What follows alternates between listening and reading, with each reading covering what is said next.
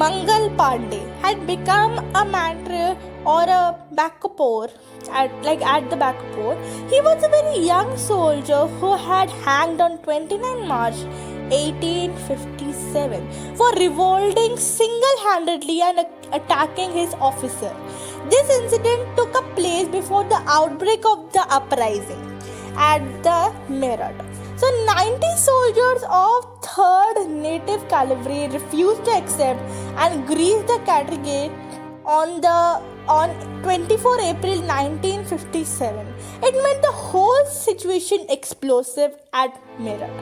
So consequently, 85 soldiers were dismissed on 9 May 1857. They were sentenced to 10 years imprisoned and put into fetters.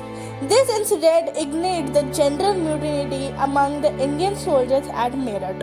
On 10th of May 1857, the Indian soldiers stationed at Meerut and released their imprisoned comrades. They killed their officers and unfurled the banner of the uprising. After the sunset, these soldiers set off for Delhi and they reached Delhi next morning. These rebellious soldiers were declared the age of powerless Bahadur Shah II as the Emperor of India. With this quick action, the Sepoys had to transport a mutiny of soldiers into revolutionary war. Now Delhi had become a vibrant center of rebellious soldiers.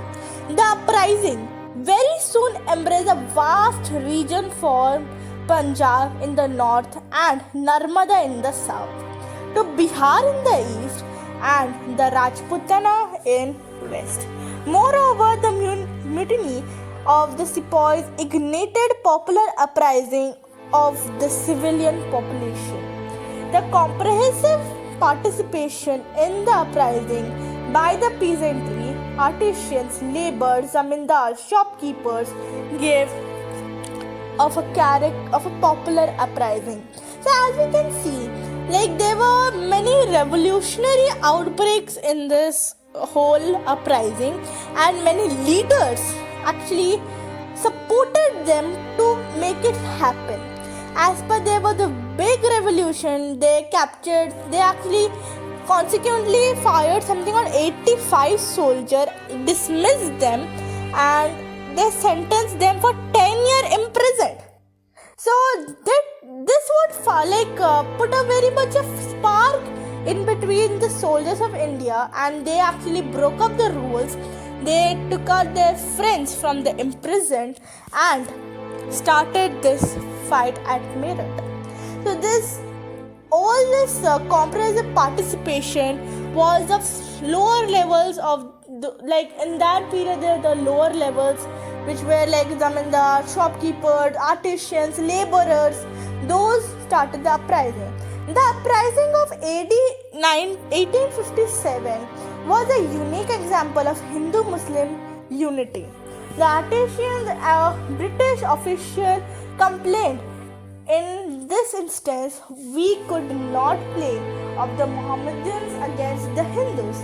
The main center of the uprising of 1857 were at Delhi, Bahadur Shah II, Kanpur, Nana Sahib, Lucknow, Begum Hazrat Mahal, Jhansi, Rani Lakshmi Bai, Bareilly, Bhakt Khan Ahar, and Kunwar Singh, Faizabad, Maulava Ahmadullah. So these were some of the leaders which lead them at these places, like with Delhi Bahadur Shah, Jhansi, Rani Lakshmi Bai or Jhansi ki Rani. Popular plebeian element they actually represent the popular plebeian element of the headquarters of the uprising. The rebels displayed exceptional courage, determination and sacrifice. Thousands of the rebels unselfishly laid down their lives. They were zealed nearly lead to the expulsion of the British from India. So this was one of the time where almost the British got gone out of the India, but the suppression of the uprising began.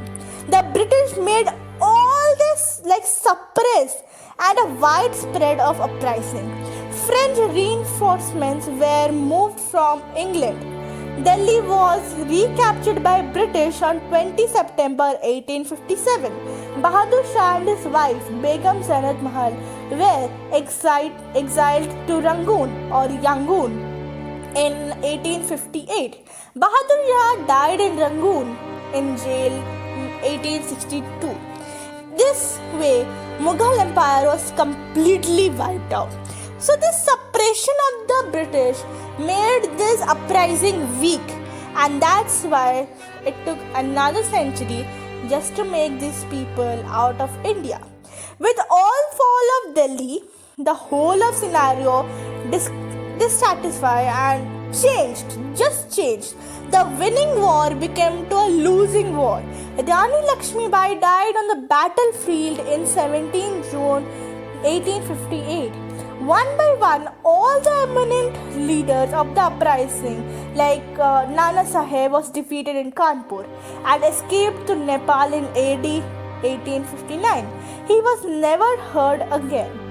By 1859, Kunwar Singh, Bhakt Khan and Maulavi Abdullah were dead. Begum of Awadh was compelled to hide in Nepal. The British authority over India was absolutely re-established over India by the end of AD 59. As per this uprising was so great, but still the suppression made this uprising lost.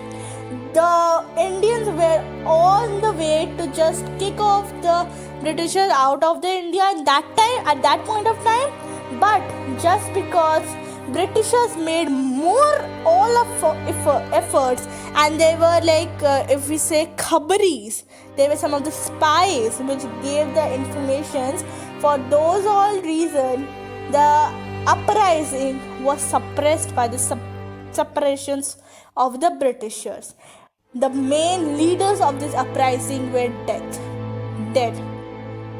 So failure of the uprising were many, and we will discuss it in the next video. I really hope you like this video. I will meet you in the next video. Thanks for watching.